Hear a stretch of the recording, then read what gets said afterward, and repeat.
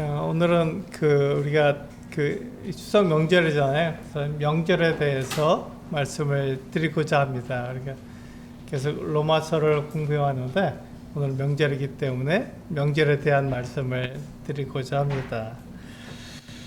그래서 오늘 그 말씀의 제목은요, 이 예식이 무슨 뜻이냐라는 제목으로 말씀을 드리겠습니다. 우리 이 본문은 출애굽기 12장 26절에서 27절 말씀입니다. 우리 같이 한번 읽어볼까요? 출애굽기 12장 26절에서 27절 말씀을 같이 한번 읽어보도록 하겠습니다. 네, 시작. 이후에 너희의 자녀가 묻기를 이 예식이 무슨 뜻이냐 하거든 너희는 이르기를 이는 여호와의 유월절 제사라. 여호와께서 애굽 사람에게 재앙을 내리실 때 애굽에 있는 이스라엘 자손의 집을 넘으사 우리의 집을 구원하셨느니라 하라 하매 백성이 머리 숙여 경배하니라. 네, 우리가 지금 추석 명절을 우리가 지내고 있잖아요. 추석 명절을 통해서 우리가 생각하는 것은 이 명절이 과연 무슨 의미가 있는가, 특별히 이 추석이 무슨 의미가 있는가 하는 생각을 가지게 됩니다. 마찬가지로 우리가 지금 출애굽기 말씀 큐티를 하고 있는데 출애굽기에서 마침 지금 이 내용을 명절에 대한 그 내용을 같이 공부하고 있습니다. 그런 중에 하나님께서 모세를 통해서 유월절을 기억하고 무교절을 기억하도록 그렇게 말씀하고 있습니다. 그래서 명절을 우리가 생각하는데 이 성경에 절기라고 되어 있죠.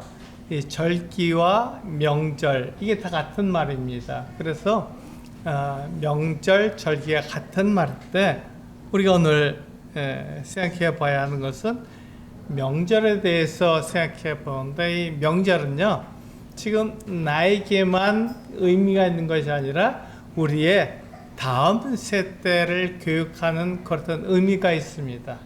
그러니까 명절을 통해서 내가 하나님을 섬기는 것 이외에 그 명절을 통해서 다음 세대에게 이 명절의 의미를 알려주고 명절을 어떻게 지키는지 알려주어서 그도 계속해서 이 명절을 통해서 하나님을 경배하도록 하나님을 따르도록 그렇게 만드는 것입니다. 이게 명절의 원래 가지고 있는 의미입니다. 그래서 우리가 명절을 생각해 보면요, 명절이 꼭 나에게만 주어진 것처럼 보이잖아요. 그러면 어떻게 됩니까? 하나님을 섬기는 그 같은 명절의 그 의미가 그 믿음이 나에게만 오고 다음 세대로 연결되지 못하는 거예요. 그것을 하나님께서 원하시는 것이 아닙니다. 그 명절을 나만 지키는 것이 아니라 내 다음 세대도 똑같이 그 명절을 지킴으로 하나님께 영광을 돌리도록 그렇게 되어 있는 것입니다. 내가 경험한 하나님, 내가 믿는 그 하나님이 어떠한 분인지 우리 다음 세대에게도 알려주라는 것이죠. 그래서 일반적으로죠, 그 명절은 뭐 하는 날입니까? 맛있는 음식을 먹고 또 즐거운 시간을 보내는 것이 전부인 것 같습니다. 그것이 명절의 그 의미가 아니겠느냐, 우리가 평소에 먹지 못하는 음식을 먹는 게 아니겠느냐, 이렇게 말할 수 있지만 그렇지 않다는 것입니다. 명절은 내가 하나님을 기억하도록 되어 있는 것이고, 그리고 또한 그 명절을 지킴으로 나뿐만 아니라 내가 가지고 있는 그 믿음을 다음 세대에게 정확하게 알려주는 그 같은 시간이라는 것이죠. 그래서 오늘 말씀의 제목처럼 이 예식이 무슨 뜻이냐 하고 우리의 자녀들이 우리에게 물어봐야 하는 것이죠. 왜냐하면 그것을 왜 그 명절을 지키세요? 명절이 그때 무슨 뜻이 있죠? 추석하는데 추석이 무슨 뜻이 있습니까? 이렇게 물어보는 거예요. 그래서 이 명절을 통해서 이것이 무슨 의미가 있으며 그리고 이것을 어떻게 지내야 하는지 알려줘야 되는 것이죠. 다음 세대에게, 우리 자녀들에게 그것을 알려줘야 되는 것입니다. 그래야 그들도 똑같이 그 명절을 그렇게 지내게 되기 때문에 그렇습니다. 그렇다면 지금 유대인들은 어떻게 하고 있습니까? 처음 제정한 하나님께서 이 유월절을 이렇게 지켜라 하고 말씀하셨는데 그것이 지금부터 따지면 수천 년 전에 그렇게 말씀하신 거예요. 그렇게 제정해 주셨습니다. 그것을 그 유대인들이 계속해서 지키고 있고 오늘날도 그 유월절을 그들이 지키고 있습니다. 왜 그렇습니까? 그들의 조상들이, 그들의 아버지, 그들의 할아버지가 어떻게 그 유월절, 그 무교절을 지키고 있는지 그것을 보고 이 예식이 무슨 뜻입니까? 라고 물었을 때 정확하게 그 답을 해주기 때문에 그렇습니다. 그래서 부모가 하나님께 헌금을 드리고 또 하나님의 말씀을 귀하게 여기는 걸 보면 자녀들은 이 예식이 무슨 뜻이냐고 물을 수밖에 없습니다. 한번 잘 보세요. 부모가 이 하나님께 내가 번 그 어떤 돈을 잘 정리해서 그것을 필요한 대로 하나님께서 말씀하신 대로 그 헌금을 잘 준비해서 헌금을 드리게 되면 자녀들이 생각하는 것입니다. 도대체 이게 왜 그렇게 드리지? 내가 애써서 번 돈인데 왜 그것을 하나님께 드리는 거야? 이렇게 생각하는 거죠. 그리고 그 부모와 또 할아버지들, 이런 할머니들, 이 같은 조부모들이 이 명절을 이렇게 규례대로 잘 지킬 때 이게 무슨 의미가 있나 이렇게 생각하는 것이죠. 그래서 이 다음 세대인 자녀들이 그렇게 물어보는 것입니다. 이 예식이 무슨 뜻입니까? 이렇게 물어보죠. 왜 이것을 시킵니까? 지금 우리는 추석을 맞이하고 있으니까 추석이 무슨 뜻이 있습니까? 이렇게 물어보는 거예요. 추석은 무슨 뜻이 있죠? 추석은요, 이렇게 풍요로운 그 같은 뜻을 가지고 있습니다. 하나님께서 우리 각 사람들에게 풍요로움을 주신 거예요. 곡식도 있고 과일도 있고 그 풍요로움을 우리에게 하나님께서 주셨다 하는 것을 우리가 경험하게 되는 것이죠. 그래서 추석을 통해서 하나님께서 우리들에게 이 곡식도 주시고 그래서 먹고 배부르게 하시고 또 과일도 주셔서 우리로 하여금 하나님의 그 어떤 풍요로움을 경험하게 하시는구나 하는 것을 감사하는 시간이죠. 그렇다면 내가 하나님께 어떻게 그 감사를 표현하겠는가? 하나님께서 나에게 말씀하신 그 방법을 그대로 지켜서 그렇게 행함으로 자녀들이 그것을 그대로 본받게 하는 것이다 이렇게 생각하는 것이죠.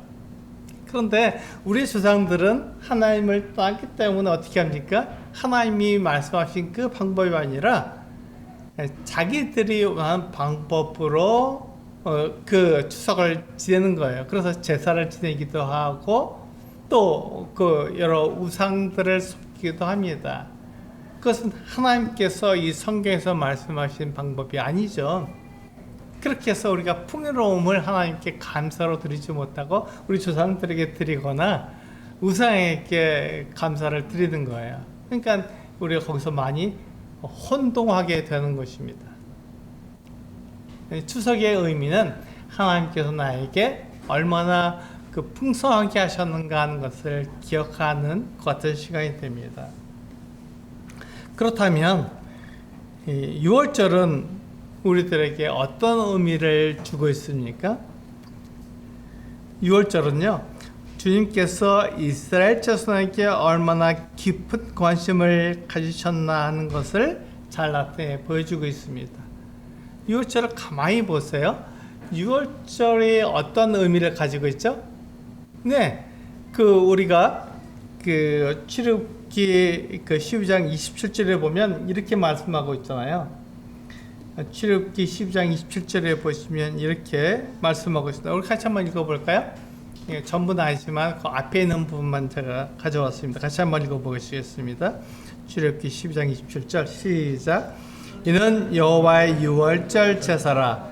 여호와께서 애굽 사람에게 재앙을 내리실 때 애굽에 있는 이스라엘 자손의 집을 넘어서 우리의 집을 구원하셨느니라.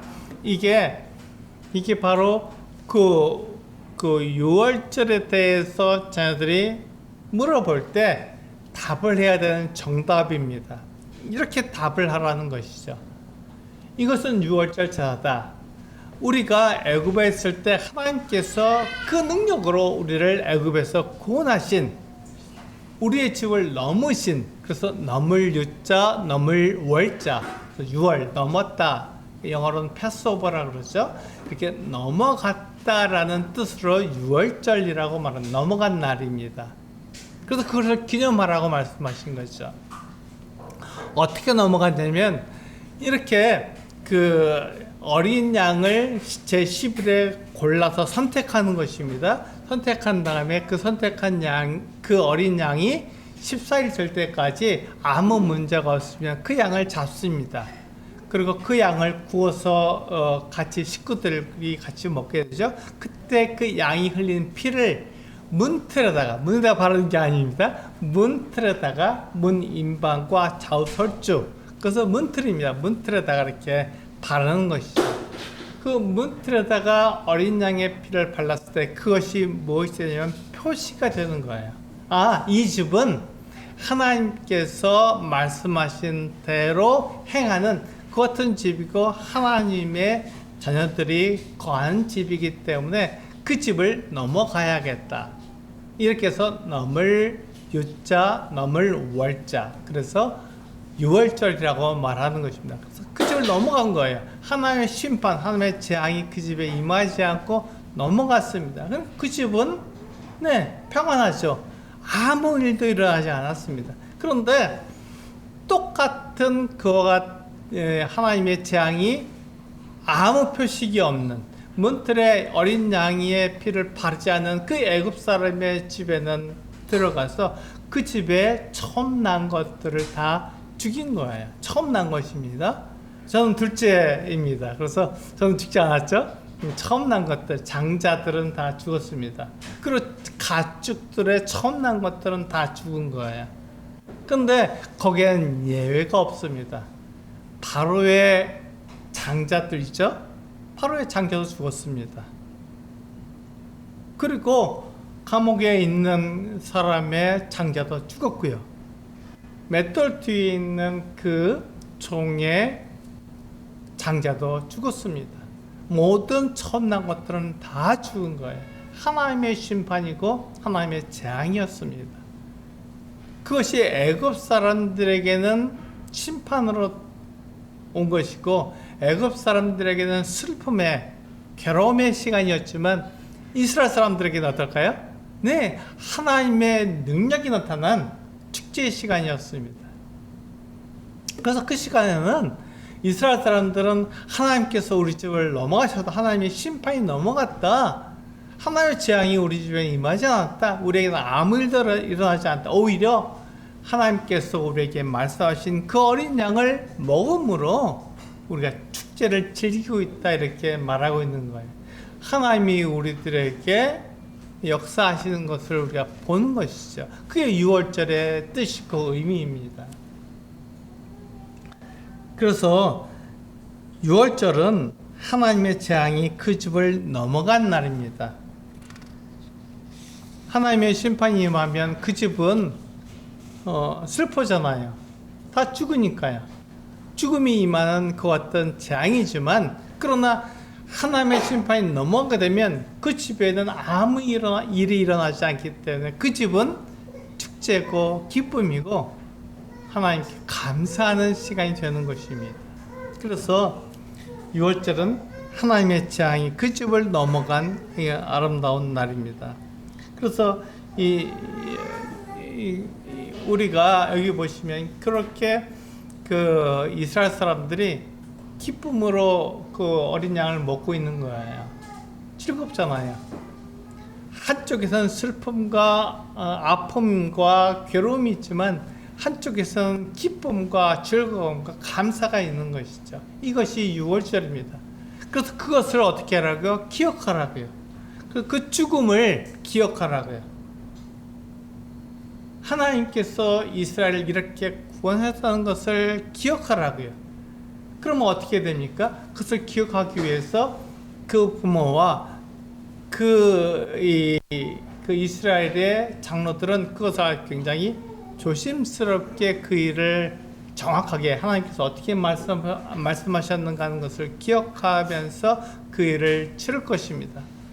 그들이 먹는 것도 정해져 있어요. 그들은 그 무교병을 먹으라고 돼서 무교병, 없을 무자에 그 우리가 누룩이 없는 빵을 먹어라, 무교병을 먹어라 이렇게 된 것입니다. 무교병은 뭐죠? 누룩을 넣으면 밀가루 반죽에다가 누룩을 넣으면 어떻게 합니까? 부풀어 오르잖아요. 그래서 빵이 부드럽습니다. 공기가 더 많아지기 때문에 그 빵을 먹을 때 굉장히 부드러울 때 누룩을 넣었으니까요. 그런데 그 집은 하나님께서 말씀하실 때 누룩을 넣지 말고 누룩을 집에서 싹 없애라 이렇게 말씀하셨어요. 그러니까 누룩 곰팡이가 없으려니까 어떻게 합니까? 그 집을 청소할 수밖에 없는 거예요. 곰팡이 같은 것은 아예 그 집에 발을 들이지 못하게 만드니까 청소할 수밖에 없습니다. 혹시 그것이 보이면 큰일 나니까요. 그래서 그 일을 누가 합니까? 부모가 하는 거예요. 집을 왜 청소하냐고 물어보죠, 자녀들이. 하나님께서 이렇게 말씀하셨어. 우리 집에 누룩이 있으면 안 되니까 누룩 곰팡이를 없애기 위해서 아예 청소하는 거야. 깨끗하죠. 그리고 그 집에 바깥에 나갔다 집에 들어오면 이 팔목까지 다 씻었습니다. 왜 씻나요? 성경에 이렇게 되어 있으니까, 씻으라고 되어 있으니까 다 씻는 거예요. 그래서 이스라엘 사람들은 굉장히 청결합니다. 깨끗한 거예요. 그러니까 그들은 흑사병이 임할 때 이렇게 유럽 전체를 다 덮을 때도 그들에게는 병이 없었어요. 왜? 깨끗하니까요. 이렇게 1년에 한 번씩 곰팡이를 싹 집에서 청소해 버리죠? 없어요. 그 다음에 이 무교절이 끝나야만 누룩 곰팡이를 사서 그들이 이 밀가루에다 넣어서 부풀려서 먹습니다. 그러니까 그 일주일 동안 청소 깨끗한 거예요. 그리고 매일 손발을 씻습니다. 성경에 되어 있으니까. 그러니까 그들은 깨끗한 거예요. 그렇게 흑사병이 임할 때에도 그들은 깨끗하게 그 병이 그들이 걸리지 않고 그들은 지나게 되었습니다. 그래서 이 명절에는요 그런 의미가 있는 거예요. 명절은 그렇게 그 부모와 장로들과 그 사람들이 이스라엘 사람들, 지금 유대인들이죠. 유대인들이 생각할 때 굉장히 하나님의 말씀에 맞추어서 그것을 지키고 그것에 대해서 궁금해서 왜 그렇게 하냐? 왜 지금 우리가 먹는 대로 이렇게 부드러운 빵을 먹지 않고 딱딱한 빵을 먹느냐? 이렇게 물어볼 때 그 예식이 무슨 뜻이냐 물어볼 때 그것을 정확하게 출애굽기 12장 27절에는 말씀처럼 그렇게 대답해 주는 거예요. 그러면서 그것을 하나님이 우리에게 행하셨다. 하나님이 이렇게 행하셨다. 하나님의 능력이다. 하나님의 살아계심이다. 이렇게 얘기하는 거예요. 그 자녀들은 어떻습니까? 하나님이 살아계시는구나. 우리에게 말씀하시는구나. 그 말씀을 그대로 지키시는구나 하는 것을 알게 되는 것이죠. 이게 하나님의 방법입니다. 그래서 그 유월절을 지금까지 유대인들이 지키고 있어요. 그래서 그 유대인들이요, 유대인들이 6월절이 되면 그들이 먹는 빵이 달라집니다. 그 전에는 아주 부풀어 오른 빵을 먹지만 지금 그들이 6월절이 되면 그 8일 동안에 6월절과 무교절이 연결되어 있잖아요. 8일 동안에 크래커만 먹습니다. 크래커. 우리가 잘 알고, 크래커는 잘 알고 알죠? 크래커 그래서 만들어진 거예요. 지금은 크래커에다가 설탕도 가미하고 뭐 소금도 넣고 막 이렇게 하지만 원래는 아무것도 넣지 않았습니다. 그래서 먹기가 어려운 그런 빵인 거예요. 과자죠 지금은요. 그래서 이렇게 누르면 다 부러집니다. 그래서 브로큰 브레드라고 얘기해요. 떡을 뗀다 이렇게 되는데 원래는 그게 빵이 쪼개진다 이렇게 되어 있는 거죠. 그래서 6월절 빵은 이렇게 크래커 같은 것입니다. 그것을 지금 우리는 번역할 때 빵이라는 게 없었어요. 우리에게는요. 우리나라에는 빵이 없고 떡이 있었습니다. 빵 대신에 떡하고 빵하고 비슷하니까 우리는 떡으로 번역을 한 겁니다. 그래서 우리가 떡을 먹고 잔을 마신다 이렇게 되어 있죠. 원래는 빵과 잔을 마시게 되어 있습니다. 그 빵은 그래서 발효되지 않은 누룩이 없는 빵은 크래커처럼 단단합니다. 그래서 그걸 화덕에 구웠잖아요. 그래서 이 밀가루 반죽에 누룩을 넣지 않고 그대로 화덕에 구웠기 때문에 이것은 딱딱한 크래커처럼 돼서 먹기가 참 고통스러운 그 같은 빵이었습니다. 그것을 먹을 때 그들이 무엇을 기억하냐면 그들이 광야 생활을 했다. 왜 광야 생활을 했냐? 애굽에서 나왔기 때문에. 그 광야를 지나서 어디로 갑니까? 가나안에 들어가기 위해서 우리 집사람들은 이렇게 갑작스럽게 애굽에서 나왔다. 이것을 알려주는 거예요. 그러니까 자녀들이 그렇구나. 우리가 비록 고난의 빵, 딱딱한 빵을 먹지만 그것을 통해서 하나님의 그 능력을 알게 되는 것이죠. 하나님께서 살아계시고 말씀하시는 것을 알게 되는 것입니다. 감사한 거예요. 하나님이 계시구나. 하나님이 우리 눈에 보이지 않지만 그분이 계시구나. 그분이 살아계셔서 우리에게 말씀하시는구나 하는 것을 알게 하시는 것입니다.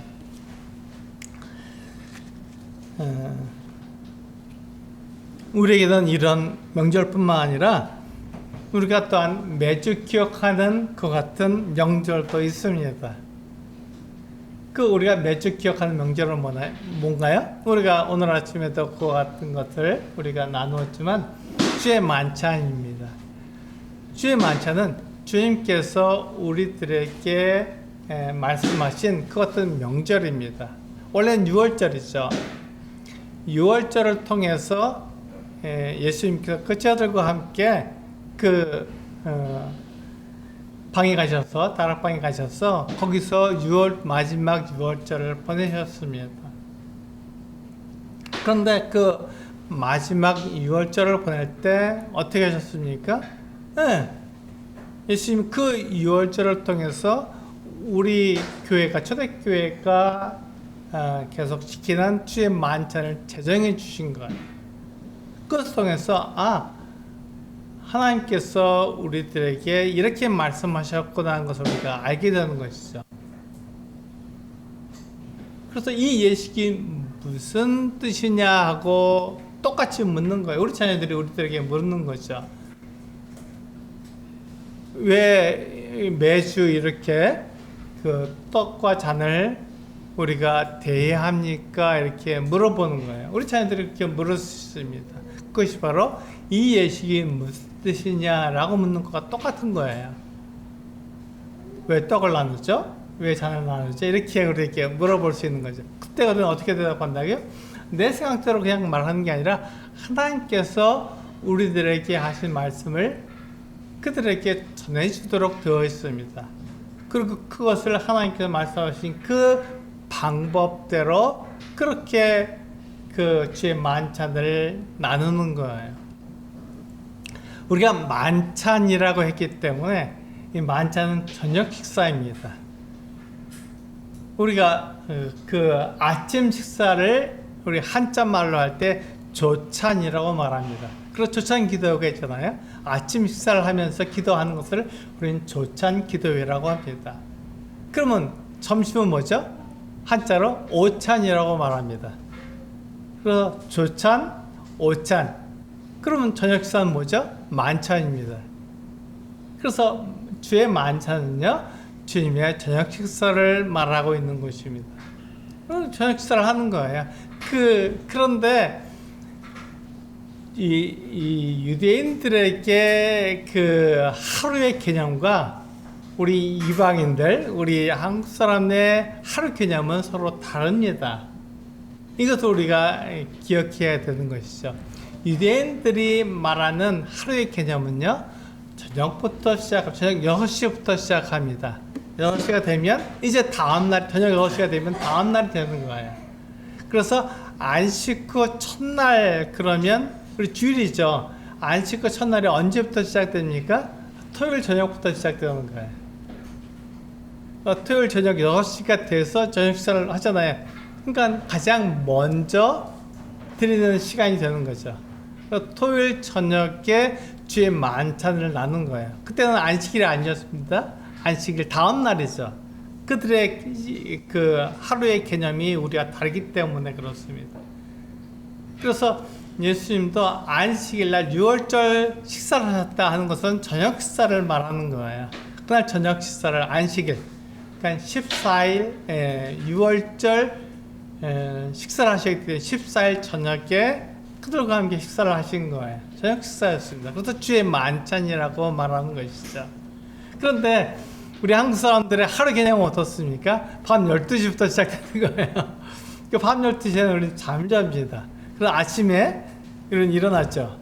그래서 제일 첫 번째 드리는 시간이 그 10시나 11시 이때가 돼서 주의 만찬을 시작하는 것입니다.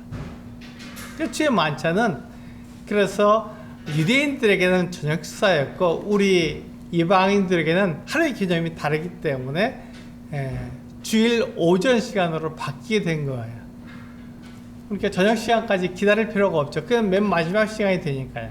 그래서 유대인들에게는 제일 먼저 되는 시간이기 때문에 그 개념을 그대로 가지고 와서 주일 아침에 우리가 주의 만찬을 하게 되는 건데, 근데 주의 만찬이라고 하니까 자꾸 저녁 식사를 하니까 로스트 서퍼, 저녁 식사가 되니까 그 개념, 그것을 주고 어떻게 하냐면 유카리티스라고 하는 성만찬이라고 하는 말로 바꿔버렸습니다. 성찬이라고 바꿨죠. 그러니까는 어떻습니까? 이게 저녁 식사라는 개념이 사라지고 주님의 몸을 기억하는 시간이 되어서 아침에도 문제가 되지 않습니다. 저녁 식사가 아니니까, 만찬이 아니기 때문에 우리가 그 성찬, 거룩한 하나님께서, 하나님의 아들께서 정하신 그 같은 예식이 따라서 성찬이라고 부르게 되는 것이죠. 그래서 저는 그냥 성경에 나와 있는 대로 주의 만찬이라고 우리가 부릅니다. 우리가 주의 만찬이라고 부르는데 전혀 어려움이 없어요. 근데 하루의 개념이 다르기 때문에 유대인들에게는 저녁 식사였지만 우리들에게는 아침 식사가 된다, 이렇게 말하고 있는 것이죠. 그래서 언제가 되었든지 그것이 하루의 개념이 다르기 때문에 서로 다르게 얘기하지만 우리들에게는 주님을 기억한, 주님께서 정하신 그 같은 시간을 서로 나누는 것입니다. 그래서 우리가 매주 기억하는 명절, 그것은 주님께서 우리들에게 분부하신 그 명절, 그 주의 만찬을 우리가 기념하는 것입니다. 그럼 주의 만찬은 어떻게 우리가 기념해야 됩니까? 주의 만찬은 주님께서 우리들에게 말씀하신 그대로 우리가 우리 자녀들에게 알려줘야 되는 거예요. 이게 무슨 뜻입니까? 왜 떡과 잔을 먹고 마십니까? 이렇게 우리가 물어볼 때, 우리 자녀들에게 그렇게 물어볼 때 우리가 성경에 기록된 대로 그렇게 말을 해줘야 됩니다. 우리 고린도전서 11장 23절에서 26절을 보면 그렇게 말씀하고 있어요. 우리 같이 한번 읽어보시겠습니다. 고린도전서 11장 23절에서 26절입니다. 같이 한번 읽어보겠습니다. 시작. 내가 너희에게 전하는 것은 주께 받은 것이니 곧 주 예수께서 잡히시던 밤에 떡을 가지사 축사하시고 떼어 이르시되 이것은 너희를 위하는 내 몸이니 이것을 행하여 나를 기념하라 하시고 19회 또한 그와 같이 잔을 가지시고 이르시되 이 잔은 내 피로 세운 새 언약이니 이것을 행하여 마실 때마다 나를 기념하라 하시니 너희가 이 떡을 먹으며 이 잔을 마실 때마다 주의 죽으심을 그가 오실 때까지 전하는 것이니라. 이게 보시면 우리들에게 분명히 말하고 있습니다. 이 예식, 이 주의 만찬이 어떤 뜻인지 우리들에게 알려주고 있는 거예요. 어떤 뜻이라고요? 이것이 주의 몸이고 주의 피라고 우리들에게 알려주고 있는 거예요. 그래서 이것을 기념하라고, 기억하라고. 주님께서 이렇게 희생당하셨다. 내 죄를 용서하시기 위해서 하나님의 아들이신 예수님께서 직접 죽으셨구나 하는 것을 기억해달라고 그렇게 말씀하십니다. 그때 우리가 그 떡에 참여하고 그 잔에 참여하는 그것은 주님의 몸과 주님의 피에 참여하는 것이다. 그와 하나가 되는 것이다. 이렇게 말씀하고 있는 것이죠.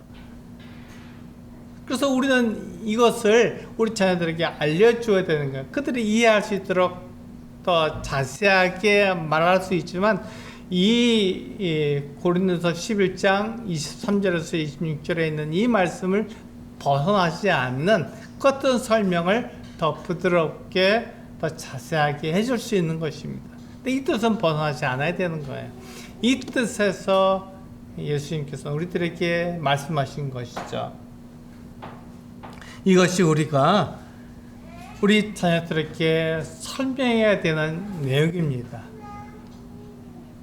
이 예식이 무슨 뜻이냐고 물을 때 아빠 이 떡을 왜 나누는 거예요? 이 잔을 왜 참여하는 거예요? 라고 이렇게 물어볼 때 우리는 이와 같이 대답할 수 있어야 됩니다. 내 생각대로 말하는 것이 아니라 하나님의 생각대로 알려줘야 되는 것이죠. 그래서 그들도 어떻게 하라고요? 이 똑같이 이 주의 만찬을 그들도 행할 수 있도록 도와줘야 하는 것입니다.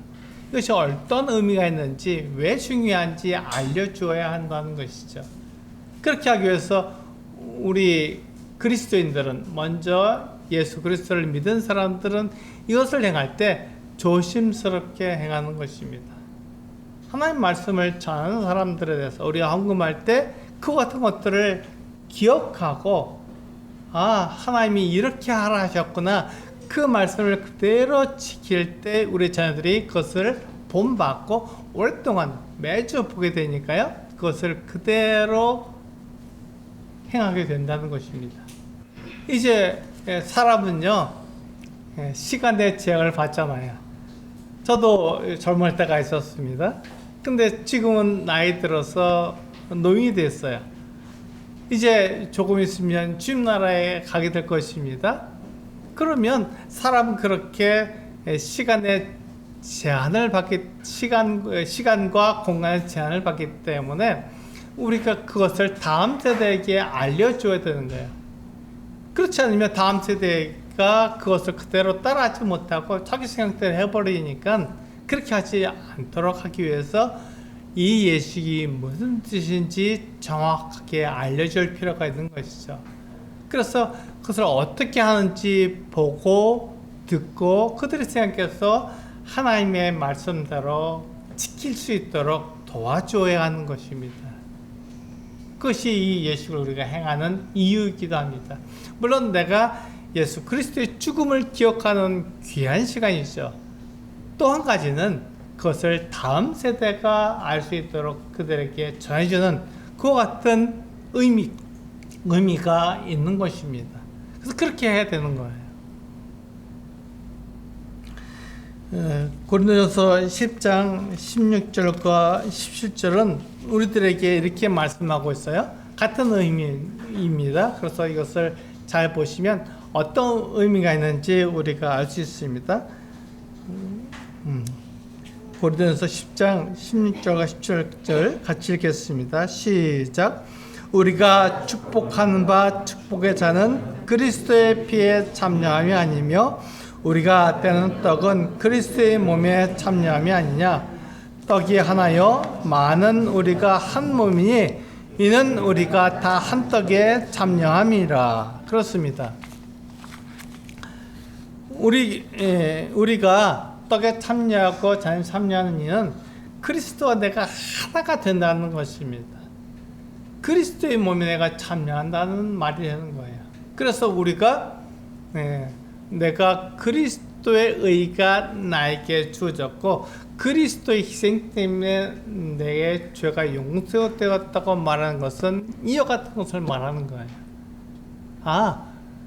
내가 예수님을 믿을 때 예수님이 나에게 부탁하시는 것 떡과 잔에 참여할 때 내 죄가 예수님의 희생을 통해서 다 용서되었다는 것을 가시적으로 보여주는구나.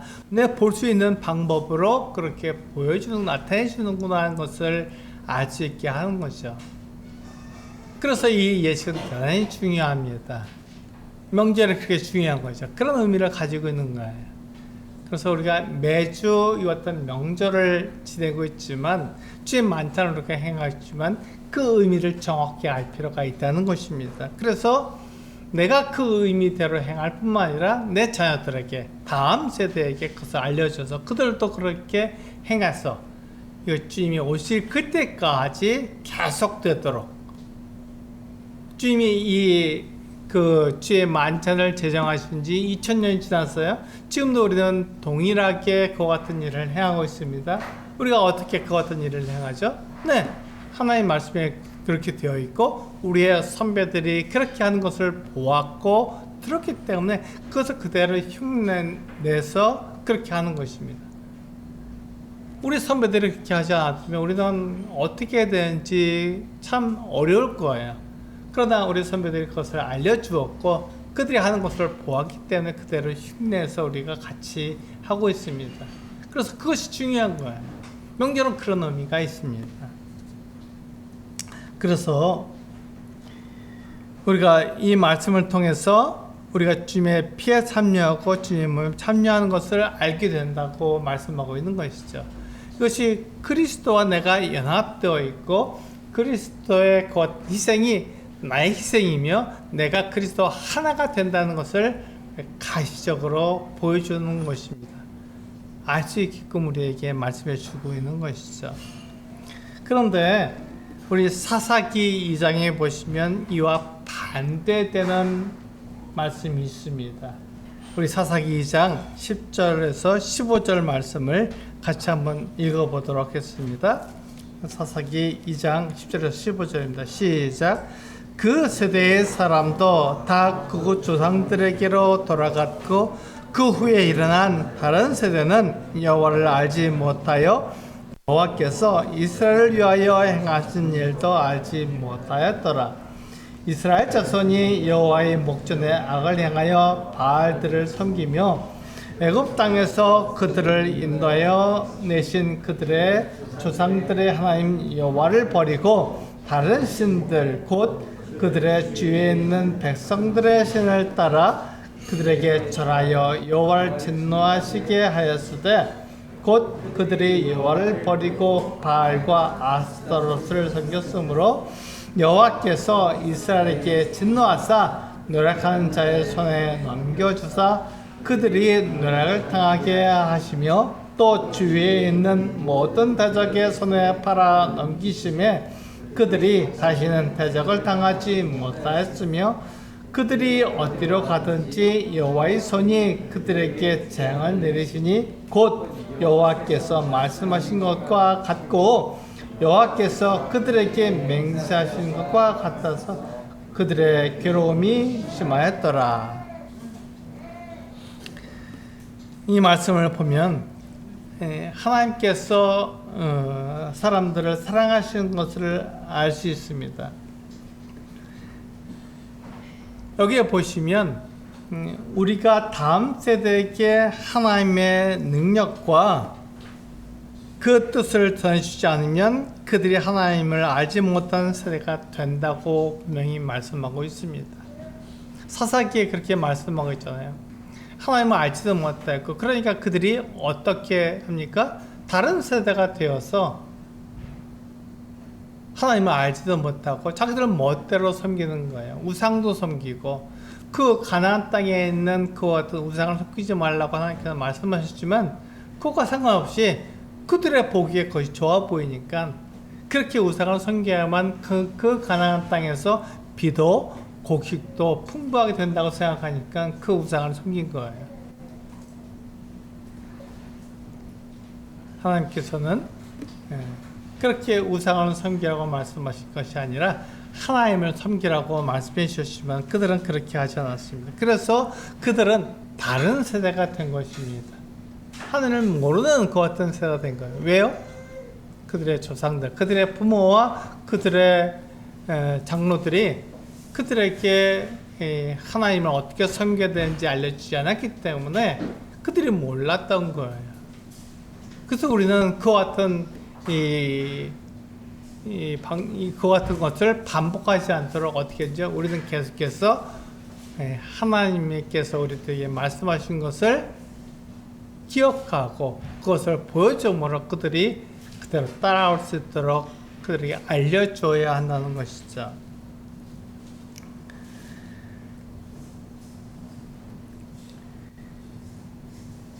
이걸 통해서 우리는 하나님의 사랑을 알 수 있습니다. 그 이스라엘 사람들이 어떻게 했어요? 하나님께서 하나님 내리시는 재앙을 그들이 당했어요. 왜 당했습니까? 그들이 하나님을 떠났기 때문에 그들에게 알려주시는 거예요. 재앙 당한 걸 보면은 하나님이 왜 나에게 이렇게 하시면 이렇게 말할 수 있지만 그 재앙의 뜻이 있어요. 왜 그렇죠? 그들이 잘못한다고 말씀해 주시는 거예요. 돌아와라 이렇게 말씀하시는 거죠. 너희가 잘못된 길을 가고 있어. 내가 그렇게 말하지 않는데 너희는 그 길을 가고 있는 거야. 그러니까 내가 너희에게 심판을 하고 너희에게 재앙을 주는 거야. 그러니까 우리가 하나님의 재앙을 만날 때, 하나님의 심판을 당할 때 우리는 우리의 길이 잘못됐다는 것을 알고 하나님의 말씀은 어떻게 말씀하고 있는지를 알아서 그 말씀으로 돌아와야 하는 것이죠. 참 놀라운 것은요, 하나님께서 우리가 하나님께 돌아오면 우리를 받아주신다는 것입니다. 이게 사랑이에요. 만약에 우리를 미워하시면 어떻게 하죠? 우리가 돌아왔다고 우리를 받지 않고 거절할 것입니다. 거부할 거예요. 그렇지만 우리가 하나님께로 돌아올 때 우리가 어떤 잘못을 했든지 우리가 어떻게 하나님을 떠났든지과 상관없이 하나님께서 우리가 하나님께로 돌아가면 우리를 받아주신다는 것입니다. 이게 하나님의 사랑인 거예요. 이게 하나님의 은혜인 것입니다. 그래서 우리가 돌아가면 하나님께서 우리를 받아주기 때문에 그 은혜에 감사하고 그것을 우리가 기뻐하는 것이죠. 아, 하나님 나를 사랑하시는구나. 나를 받아주시는구나. 이것을 알게 되는 것이죠. 그런데 내가 가는 그 길이 잘못된 길이기 때문에 그것을 알려주시는 방법으로 재앙을 택하신 것이죠. 그게 우리들에게 확 다가오니까요. 아, 이게 잘못된 길이구나 것을 바로 알 수 있으니까요. 그래서 내가 잘못된 길을 가면 성경을 봐야 되고 성경을 봐도 잘 모르겠으면 우리가 말씀을 가르치는 형제들에게 가서 그것을 물어봐야 합니다. 장로들에게 그것을 물어보는 거예요. 그래서 그들이 있는 것입니다. 성경을 연구하고 가르치잖아요. 왜 그들이 있는 거죠? 하나님의 말씀을 잘 이해하지 못할 때 그것이 왜 그렇습니까? 라고 물을 때 그것은 내가 잘못된 길을 가기 때문에 거기서 돌아오도록 하나님께서 말씀하시는 것입니다. 이렇게 말할 수 있어야 되는 것이죠. 돌아오면 하나님께서 당신을 받으실 것입니다. 그게 하나님의 사랑입니다. 이렇게 말해주는 거죠. 돌아와야 합니다. 이렇게 말을 하는 것입니다. 우리가 매주일 주의 만찬을 행하는 이유는 초대교회가 그렇게 했기 때문에 그렇습니다. 그러니까 교회의 모습을 우리가 그대로 따라가고 있는 것이죠. 우리 한번 볼까요? 사도행전 20장 7절에 초대교회가 어떻게 했는지를 우리들에게 분명하게 말해주고 있습니다. 같이 한번 읽어보겠습니다. 사도행전 20장 7절 시작. 그 주간의 첫날에 우리가 떡을 떼려 하여 모였더니 바울이 이 땅을 떠나고자 하여 그들에게 강론할세 말을 밤중까지 계속하며. 그렇습니다. 우리 이 말씀에서 우리가 알 수 있는 것은요, 초대교회 성도들이 그 주간의 첫날에 모여서 떡을 뗐다는 것입니다. 물론 이 말씀 뒤에 바울이 강론했다는, 설교했다는 그 내용도 들었어요. 그러니까 우리가 성도들이 안식일에 그 주의 첫날에 이렇게 모일 때 그 모이는 그 이유는 떡을 떼기 위해서, 하나님께 주의 만찬을 기념하고 하나님과 사랑을 기억할 수 있게 하기 위해서 우리는 모인 것입니다. 첫 번째 이유죠. 두 번째는 무엇입니까? 하나님의 말씀이 우리들에게 어떻게 가르치는지 알게 하기 위해서 우리는 모이는 것입니다. 그런데 그날에 저녁식사를 한 다음에 이제 이 바울이 다음날 떠나려고 하니까 계속 말을 길게 했죠. 그러니까 유두고가 그 함청루에서 그 말씀을 듣다가 그냥 떨어져 죽었습니다. 바울이 댓글을 다 살려줬죠. 유두고 사건이 이때 일어난 것입니다. 그런데 여기서 우리가 알 수 있는 건 뭐냐면, 초대교회 성도들은 매주 첫날 모여서 떡을 뗐다는 것을 우리가 이 말씀을 통해서 알 수 있는 것이죠. 그렇구나. 그래서 초대교회의 본을 받아서 우리는 매주 떡을 떼며 하나님의 그 사랑을 기억하는 것입니다.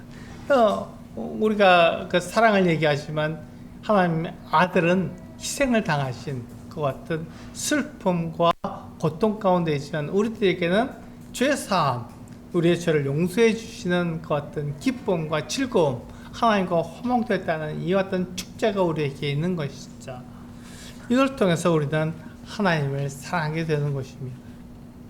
이것이 주의 만찬이 가지고 있는 의미고, 그리고 우리가 추석을 통해서 우리가 알게 되는 하나님의 어떤 풍성함이에요.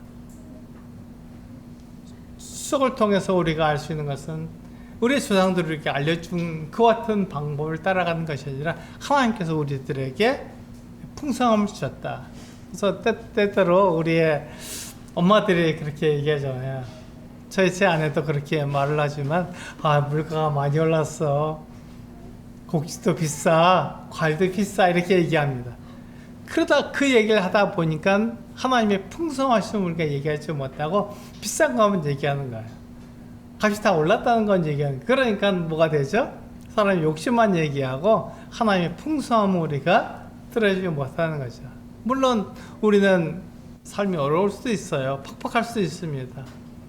우리가 이렇게 잘 사는 사람들이 아니기 때문에 이게 그 쌀값이 오르고 또 과일값이 오르면 힘들어요. 마트에 가서도 뭘 살려고 하면 살 수가 없습니다. 명절을 지내기 위해서 뭘 처서를 하려고 하면 너무 비싼 거예요.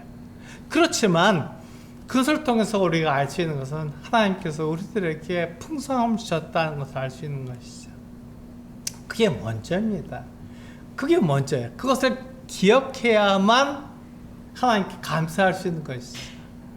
근데 그것을 기억하지 못하면, 아이고 명절이 정말 힘들다, 그냥 대신 때우자, 이렇게 말하게 되기 때문에 명절 하나님을 기억하는 시간이 아니라 나의 욕심을 채우는 그런 시간으로 바뀌게 되는 것이죠.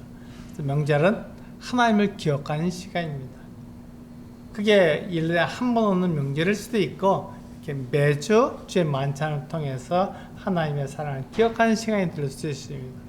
그 모든 시간을 통해서 하나님이 나를 어떻게 사랑하셨는가 하는 것을 기억하는 것이죠. 이렇게 주님의 그 희생을 기억할 뿐만 아니라 하나님의 뜻을 따라서 내가 이 세상에서 어떻게 행해야 하는지 알게 된 우리는 하나님 말씀대로 살아가야 합니다. 이게 우리들에게 주어진 의무죠. 하나님께서는 그 목적을 위해서 우리를 부르신 거예요. 우리가 하나님의 뜻을 따라서 살아가도록 우리를 부르신 겁니다. 그래서 우리는 성경을 읽습니다. 하나님 말씀을 듣는 거예요. 그것이 무슨 뜻을 가지고 있는지 우리는 알기 위해서 하나님 말씀, 성경을 읽고 또 하나님 말씀을 듣는 거죠. 그것을 통해서 내가 가야 할 하나님께서 나에게 말씀하신 그 길로 내가 가는 것입니다. 명절을 우리가 경험할 때 하나님이 나를 이렇게 사랑하셨구나 하는 것을 먼저 알고 하나님께 감사하는 시간이 되고, 그 다음에 우리는 그것을 통해서 우리 자녀들에게 알려주는 거죠. 하나님 이렇게 풍성하신 분이야. 하나님 이렇게 놀라우신 분이야. 하나님 살아계셔. 비록 눈에 보이지 않지만 그것을 통해서 하나님의 살아계심을 우리에게 나타내 보여주시는 거야. 이렇게 말할 수 있는 것이죠. 그래서 우리 자녀들도 하나님의 살아계심을 경험할 수 있도록 도와주는 것입니다. 우리는 오늘 이 수성 명절을 통해서 하나님께서 우리에게 명절을 주신 이유가 다음 세대에게 하나님의 크신 일을 전해야 하시는 것임을 알게 됩니다. 그렇습니다. 다음 세대에게 이 하나님의 크심을 전하는 같은 시간이 되었답니다. 이것을 통해서 우리 성도님들이 하나님의 사랑을 나타낼 수 있는 같은 시간이 되기를 원합니다. 우리 소수교회 성도님들은 바로 이 하나님의 사랑, 하나님의 은혜를 기억하는 명절이 될 수 있도록 하나님께서 인도해 주시기를 기도합니다. 우리 기도하시고 오늘 말씀을 마치도록 하겠습니다. 기도하시겠습니다.